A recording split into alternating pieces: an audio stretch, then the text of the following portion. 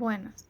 Este grupo está conformado por Oriana Baoques, Astrid Caldeira, Gabriela Girón y Daniela Colina. Y hoy vamos a discutir sobre el COVID-19. Para esta revisión utilizamos dos artículos científicos. El primero, Fisiopatología del COVID-19, una revisión, y el segundo, Patogénesis del COVID-19 desde una perspectiva de biología celular. Los coronavirus son una extensa familia de virus que pueden causar enfermedades tanto en animales como en humanos. En los humanos se sabe que varios coronavirus causan infecciones respiratorias que pueden ir desde el resfriado común hasta enfermedades más graves como el síndrome respiratorio agudo severo, identificado en China en el 2003, el síndrome respiratorio de Oriente Medio, identificado por primera vez en Arabia Saudita en el 2012, y el síndrome respiratorio agudo severo 2, identificado también en China en el 2009. Los coronavirus tienen un reservorio animal, generalmente animales salvajes, y pueden transmitirse a los humanos. Se sabe que el reservorio principal es el murciélago. Sin embargo, el virus puede pasar a otros animales. En el caso del MERS-CoV, el camello fue identificado como el reservorio, y en el caso de SARS-CoV, el civet. Actualmente, estudios indican que el pangolín es el reservorio del SARS-CoV-2. Sin embargo, este dato sigue en revisión.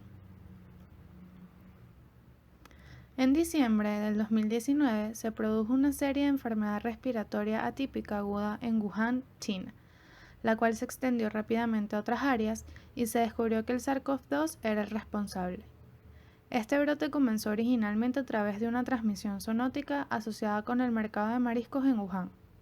Más tarde, se reconoció que la transmisión de humano a humano jugó un papel importante en el brote posterior. La enfermedad causada por este virus se denominó enfermedad COVID-19 y la Organización Mundial de la Salud declaró una pandemia el 11 de marzo del 2020. Actualmente se reportan casos en aproximadamente 200 países y territorios, y para el día 26 de junio del presente año se han confirmado 9.473.214 casos y 484.249 muertes por COVID-19 en todo el mundo. Según los datos epidemiológicos del COVID-19, posteriormente a varios reportes e investigaciones del Centro Chino para el Control y la Prevención de Enfermedades realizadas en el mes de abril, se concluyó que el periodo de incubación medio fue de 5.2 días y la tasa de letalidad combinada fue de 2.3%. Como factores de riesgo se consideraron tener una edad avanzada, una puntuación más alta de la evaluación secuencial de falla orgánica y el dímero D mayor a 1. También la presencia de enfermedad arterial coronaria, diabetes e hipertensión. La mayoría de los pacientes fallecieron por insuficiencia multiorgánica, ya que se observó insuficiencia respiratoria, shock y síndrome de dificultad respiratoria aguda en la mayoría de los casos. Además, se observaron altos niveles de dímero D, fibrinógeno y tiempo prolongado de trombina en enfermedades graves. A principios de abril del 2020, el número reportado de pacientes con COVID-19 es más alto en los Estados Unidos, seguido de España, Italia, Alemania, Francia y China. Italia se vio significativamente afectada después del estallido de China, donde la tasa de mortalidad también fue mayor en los ancianos. Hoy en día, los países con mayor número de casos confirmados son Estados Unidos, Brasil, Rusia, India y Reino Unido. El continente americano concentra el mayor número de casos, siendo Estados Unidos, Brasil, Perú y Chile los más afectados. Según las variables por la persona, en el grupo etario, las personas de edad avanzada, es decir, los mayores de 65 años, son susceptibles al contagio y desarrollo de enfermedad grave y complicaciones. El porcentaje de niños dentro del total de casos de COVID-19 siempre ha sido menor según diversos reportajes de países como China, Corea, Estados Unidos e Italia. Todo esto excluyendo al grupo etario de lactantes, quienes fueron más vulnerables al tipo de infección grave. En relación al sexo, aunque se muestra el mismo número de casos entre hombres y mujeres, los datos sugirieron que más hombres que mujeres sufrieron enfermedades graves y murieron. Los resultados adversos de COVID-19 pueden ser explicados por distintas hipótesis. Se asociaron con comorbilidades, incluyendo hipertensión, enfermedad cardiovascular y enfermedad pulmonar. Estas condiciones son más frecuentes en los hombres, ya que se relacionan con los hábitos de fumar y beber alcohol. Las diferencias inmunológicas basadas en el sexo se señalaron como otra posible explicación, ya que la expresión del receptor de la enzima convertidora de angiotensina 2 es mayor en hombres que en mujeres, lo que puede contribuir a un mayor número de casos y complicaciones. Además, se descubrió que las mujeres tenían aproximadamente un 50% más de probabilidades de practicar comportamientos no farmacéuticos, como lavarse las manos, usar mascarillas y evitar multitudes en comparación con los hombres. La estructura viral del SARS-CoV-2. Estos coronavirus son virus de ARN monocatenario envuelto que pueden ser divididos en 4 géneros dependiendo de su estructura genómica: alfa, beta, delta y gamma. El SARS-CoV, MERS-CoV y el SARS-CoV-2 se clasifican como coronavirus del grupo beta. En la superficie del SARS-CoV-2 se pueden apreciar picos de proteínas, lo que le da el aspecto a corona y nombra a este virus. Posee 4 proteínas principales: la proteína S o spike, que le permite al virus unirse a la membrana de la célula huésped. Contiene un dominio de unión que reconoce la enzima convertidora de angiotensina 2, la cual representa su receptor funcional. Esta enzima se expresa en los pulmones, corazón, riñones e intestinos. La proteína S además contiene 2 subunidades. La subunidad S1 se une al receptor de la célula huésped y la S2 media la función del virus con la membrana celular. La proteína M de membrana es la proteína más abundante en la superficie del virus y define la forma de su envoltura.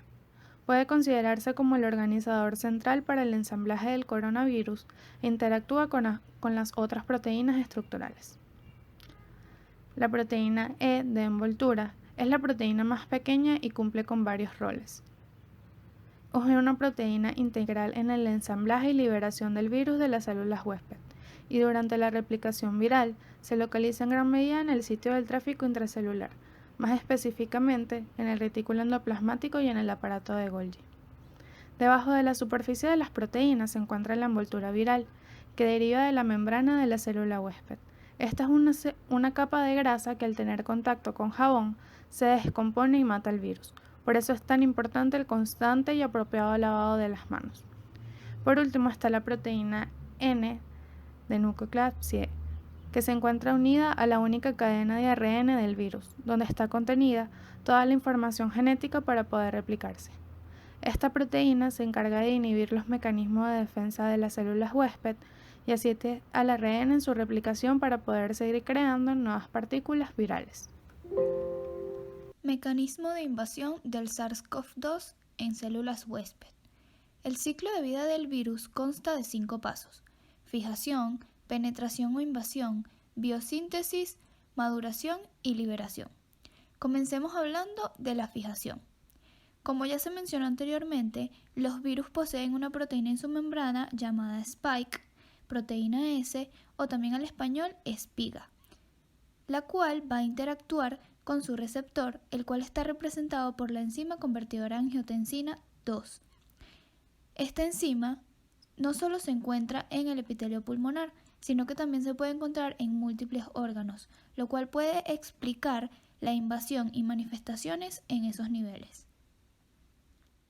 Penetración o invasión. Después de la unión del SARS-CoV-2 a la proteína del huésped, la proteína S sufre una escisión por una proteasa. Entonces, la proteasa remueve de cierta forma la subunidad S1 y activa así a la subunidad S2, específicamente en una posición adyacente conocida como sitio de unión S2. Después de la escisión, en el sitio S1-S2, las subunidades permanecen unidas de forma no covalente y la subunidad distal o S1 contribuye a la estabilización de la subunidad proximal S2, generando cambios conformacionales irreversibles. Pero lo que hace especial al SARS-CoV-2 es que el sitio S1-S2 de la proteína S es escindido por la proteasa celular furina. Aunque el sitio S1-S2 también fue sometido a escisión por otras proteasas como la proteasa transmembrana serina 2 y la catepsina L, la expresión ubicua de furina probablemente hace que este virus sea muy patógeno, pudiéndose encontrar en múltiples órganos. Una vez que ingresa a la célula, y como todo virus, utiliza la maquinaria del huésped para replicarse. Se libera el genoma viral, el cual es ARN monocatenario en sentido positivo de aproximadamente 30.000 bases de nucleótidos, y al ser en sentido positivo es similar al ARN mensajero de nuestras células, por lo cual puede ser leído y traducido directamente por los ribosomas. Debemos aclarar que este sentido del ARN es útil para formar proteínas, pero no para replicar el genoma viral. Afortunadamente para el virus, pero desafortunadamente para el huésped, el ARN viral, cuando se traduce, es capaz de producir una proteína conocida como ARN polimerasa dependiente de ARN o ARN replicasa, la cual podemos ver plasmada en la imagen de color rosado. Es decir, que el virus sintetiza su propia enzima para su replicación. Esta enzima ahora puede leer el ARN viral formando ARN en sentido negativo, el cual no puede ser leído por los ribosomas para formar proteínas, pero puede ser utilizado por la ARN replicasa recién ensamblada para formar nuevo ARN viral en sentido positivo. El ARN en sentido negativo es capaz de formar pequeñas piezas de material genético en sentido positivo que posteriormente serán leídas por los ribosomas y puedan sintetizar todas las proteínas estructurales del virus, es decir, la proteína S, N, M y E. Todas estas proteínas, junto con la copia de material genético, se ensamblan formando nuevas partículas virales, quienes se liberan de la célula por medio de exocitosis o gemación, pudiendo infectar otras células o siendo expulsadas para continuar la transmisión de la enfermedad. Patogenia de la COVID-19 desde una perspectiva de biología celular. Hablando un poco sobre el periodo de incubación, este es variable, pero generalmente dura entre 2 a 7 días, aunque a veces puede ser hasta de 2 semanas. Esto sugiere un periodo de cuarentena ideal mínimo de 14 días.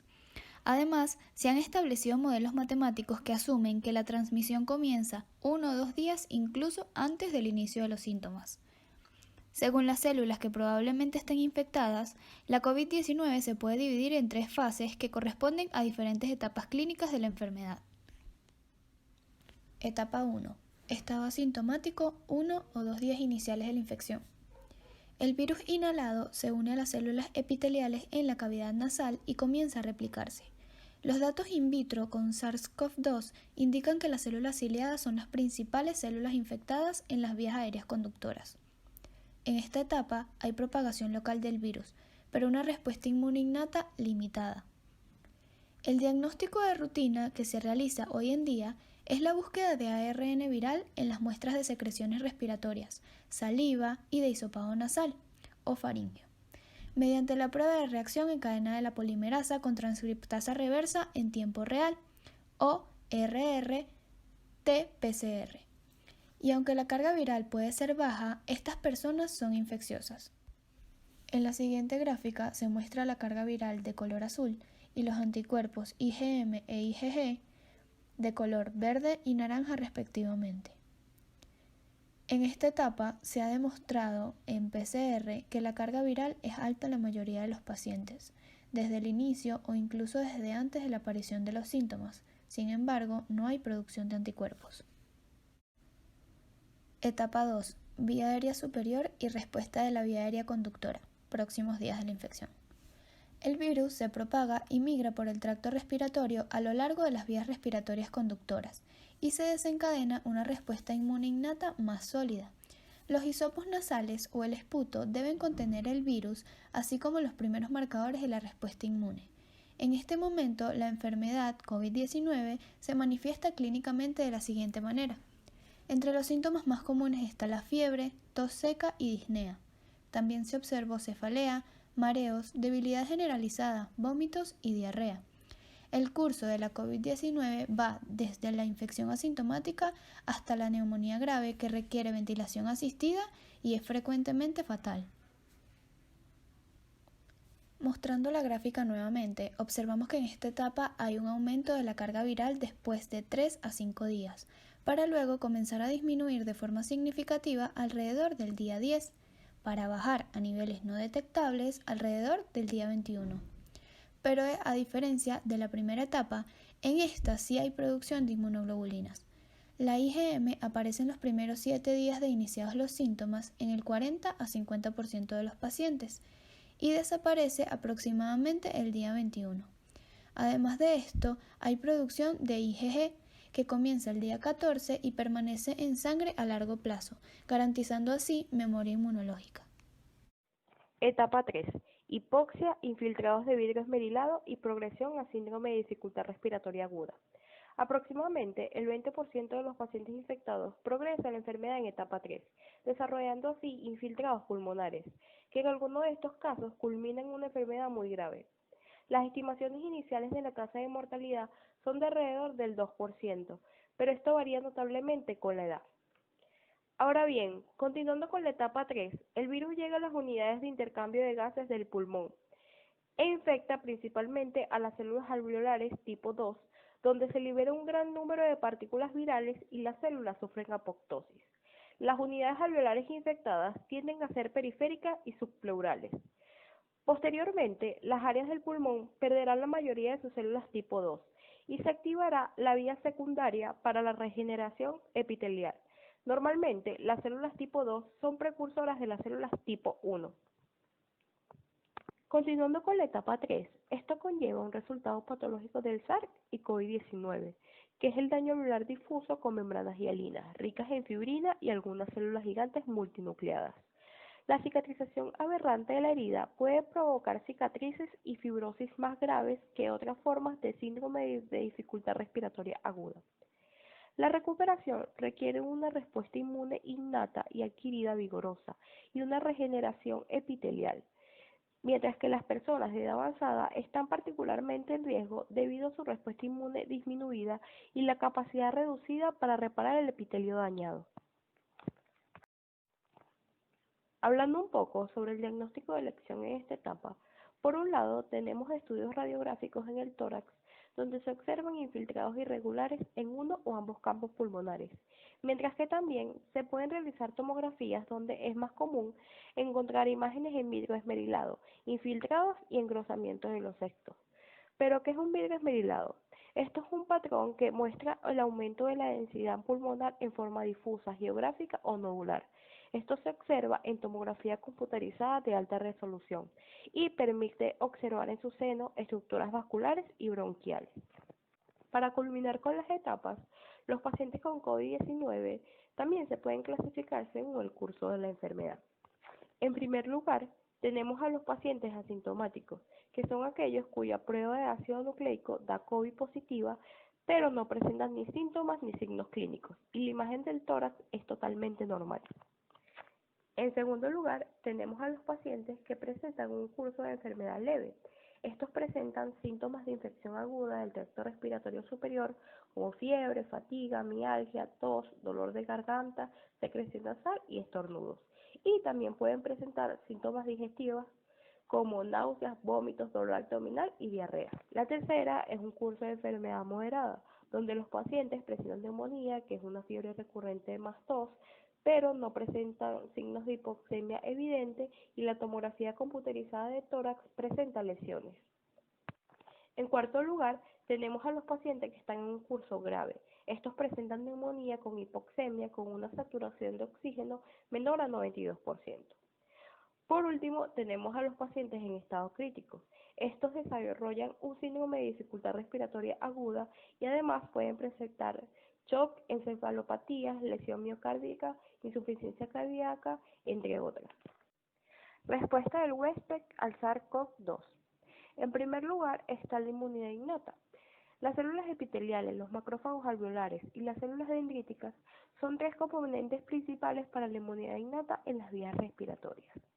Las células dendríticas residen debajo del epitelio, mientras que los macrófagos se encuentran en el lado apical del epitelio, y estas células son las que actúan en primer lugar contra los virus hasta que se involucra en la inmunidad adaptativa. La activación de la vía del interferón limita la replicación viral e induce la posterior respuesta inmune adaptativa.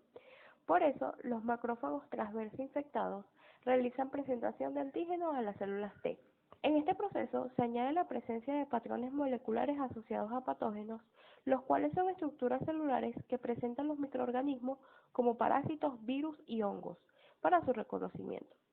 Estos a su vez conducen a la activación y diferenciación de células T, incluyendo la producción de citocinas asociadas. Entonces, ahora refiriéndonos al coronavirus, este implementa múltiples estrategias para interferir con la señalización que conduce a la producción del interferón.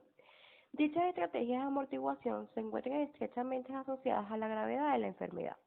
En los casos graves o letales, se ha observado una mayor afluencia de neutrófilos y monocitos macrófagos en el territorio pulmonar. Además, se especula que el retraso de la respuesta de interferón tipo 1 compromete el control de la replicación viral. El aumento de activación persistente de estas células derivaría en daño pulmonar, incluyendo la neumonía o el síndrome de dificultad respiratoria aguda. Papel de los linfocitos T en la inflamación por coronavirus. En la respuesta inmune al coronavirus, el papel de los linfocitos T es predominante. En este caso, la depresión de CD4 se traduce en un menor reclutamiento de linfocitos en territorio pulmonar, lo que condiciona una importante neumonitis intersticial con un menor aclaramiento del virus. A consecuencia de esta desregulación, los linfocitos T CD4 presentes generan un aumento de citocinas que se traduce en un cúmulo de monocitos y neutrófilos, que a su vez activan una cascada inflamatoria mediante la síntesis de citocinas, como interleucina 1, interleucina 6, interleucina 8, factor de necrosis tumoral, entre otros. La respuesta de los linfocitos T depende de la presentación de antígenos por medio de las células dendríticas y los macrófagos, quienes pueden fagocitar las células apoptóticas infectadas por los virus. Existe otra hipótesis donde las células dendríticas y los macrófagos podrían estar infectados per se por el virus. Sin embargo, la expresión de la enzima convertidora de angiotensina 2 en esta célula es limitada, por lo que no se sabe si el SARS-CoV-2 usa o no otra proteína para unirse a las células presentadoras de antígenos. También existe otra proteína llamada células dendríticas zinc, la cual está altamente expresada en células dendríticas y en macrófagos, por lo que también podría ayudar a la invasión viral de estas células. Patrón de respuesta inmune al coronavirus. Los estudios inmunológicos que se realizaron en pacientes con enfermedades graves mostraron linfopenia, esto quiere decir reducción de las células T en sangre periférica. Se informó que en estos pacientes tenían concentraciones plasmáticas aumentadas de citocinas proinflamatorias, que incluyen interleucina 6, interleucina 10, factor estimulante de la colonia granulocitos, proteína 1 de monocitos quimiotácticos, proteínas inflamatorias de macrófagos 1-alfa y el factor de necrosis tumoral alfa. Mientras más severos se encontraban estos pacientes, más altos eran los niveles de interleucina 6.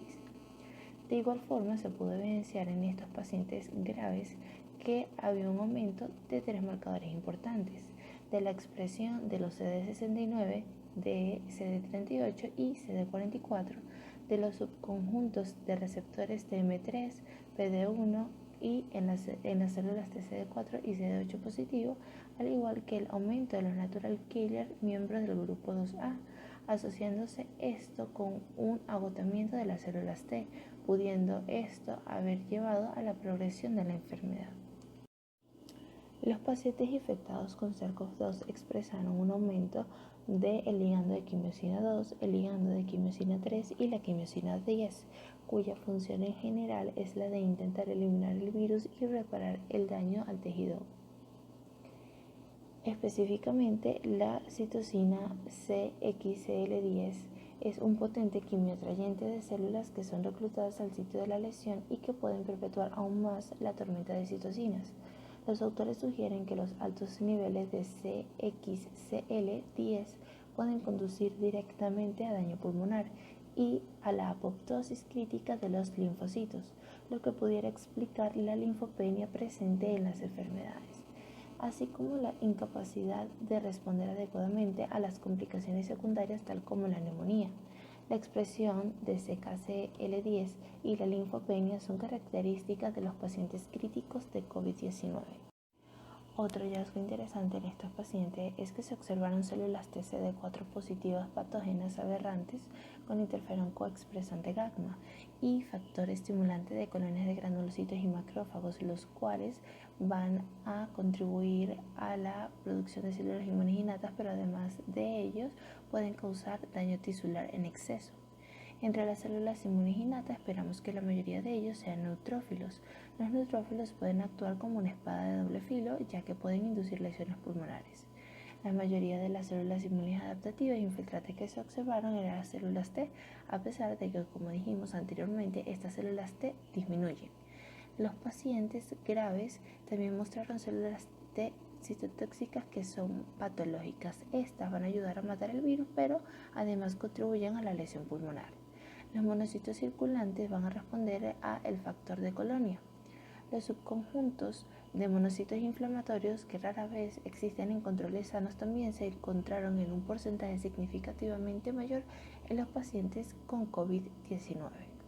Estos monocitos CD14 positivos y CD16 positivos inflamatorios tenían una alta expresión de la interleucina 6, lo que probablemente aceleró la progresión de la respuesta inflamatoria sistémica. Algo interesante es que los receptores para el COVID se expresan significativamente en las células linfoides innatas. Los natural killers se encuentran dentro de estas células linfoides innatas en gran parte del pulmón, contribuyendo así a la homeostasis de la mucosa. Realmente este estudio es muy limitado en los pacientes con COVID-19. Además de los síntomas respiratorios, se ha observado en pacientes con enfermedades graves, trombosis y embolia pulmonar. Esto está en la línea con el hallazgo de que se han encontrado niveles elevados de dímero y fibrinógeno en enfermedades graves. La función del endotelio, como se conoce, va a incluir la promoción de la vasodilatación, fibrinólisis y antiagregación, porque el endotelio juega un papel importante en la regulación trombótica. Por lo tanto, los perfiles hipercoagulables que se observan en la enfermedad grave probablemente indican una lesión endotelial significativa.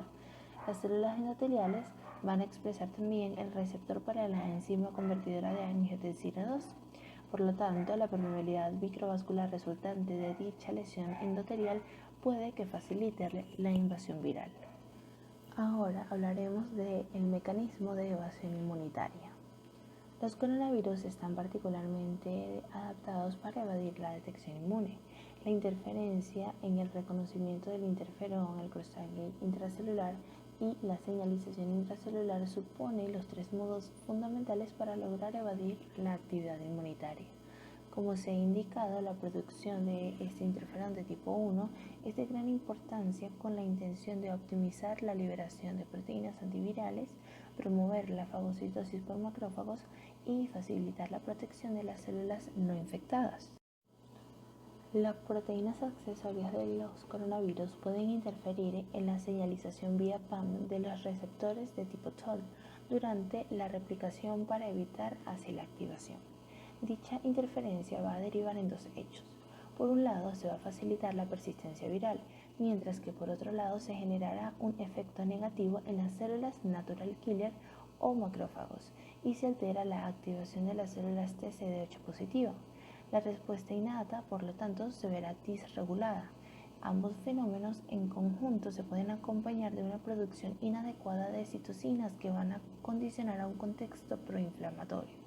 De este modo, la síntesis de las diversas interleucinas, del factor de necrosis tumoral beta y el factor quimioatrayente de los monocitos 1 provocará un reclutamiento de linfocitos y leucocitos en el lugar de la infección, lo que dinamizará el cuadro respiratorio. Hablaremos brevemente sobre la posible explicación de la diferencia entre niños y adultos en el COVID. Como se mencionó anteriormente, los pacientes pediátricos con COVID-19 tienen síntomas relativamente más leves a nivel general, en comparación con los pacientes mayores. Y aunque esta razón sigue siendo difícil de alcanzar, se han generado distintas hipótesis. Como una primera hipótesis tenemos que últimos informes han sugerido la correlación entre la gravedad de COVID-19 y la cantidad de carga viral. Los niños pueden tener menos carga viral incluso si reciben COVID-19. Una segunda hipótesis es que el nivel de expresión de los receptores puede diferir entre adultos y niños. Un estudio anterior mostró que los receptores se expresaban más abundantemente en células epiteliales ciliadas bien diferenciadas. El pulmón humano y las células epiteliales van a continuar desarrollándose después del nacimiento, por lo cual la expresión del receptor para la enzima convertidora de angiotensina puede ser menor en la población pediátrica. Según estudios realizados en ratones, se pudo confirmar que la expresión de dichos receptores en ratones aumentó al nacer. Como tercera hipótesis tenemos que otra posibilidad es que los niños tengan una calidad cualitativamente diferente de la respuesta al virus SARS-CoV-2 en comparación con los adultos. Con el envejecimiento, la estimulación antigénica va a ser continua y la evolución tímica va a conducir a un cambio en la distribución del subconjunto de células T vírgenes a células T de memoria central, de células T efectora y las células T de memoria. La cuarta hipótesis sería que en la etapa temprana después del nacimiento las células TCD4 positivas se ven afectadas en la producción de citocinas proinflamatorias asociadas a Th1 y están cegadas hacia Th2. Las células TCD8 positivos redujeron la expresión de mediadores citotóxicos e inflamatorios, menos capacidad de matar por las células T en la etapa temprana después del nacimiento puede explicar la susceptibilidad al SARS-CoV-2 en los bebés. Se realizaron estudios con macacos y ratones ancianos y jóvenes que al compararlos se demostró que las especies viejas tenían una recuperación proinflamatoria más robusta con peor patología pulmonar.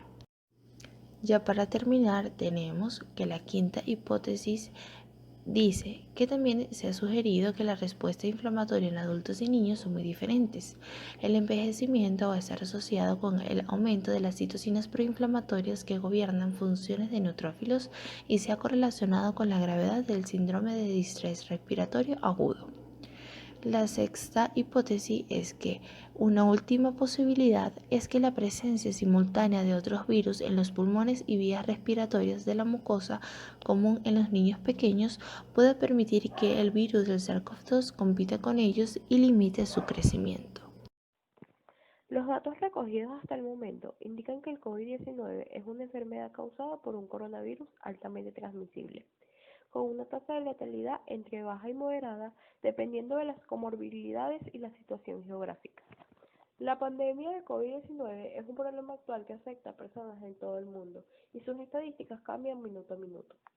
Múltiples vacunas se encuentran en desarrollo o en periodo de prueba, sin embargo, por el momento aún no se cuenta con la misma. Es por ello que las estrategias de prevención actual son para reducir la propagación del virus mediante medidas de distanciamiento y proporcionar atención de apoyo a pacientes enfermos. Muchas gracias por su atención. Toda la información fue extraída de las siguientes referencias.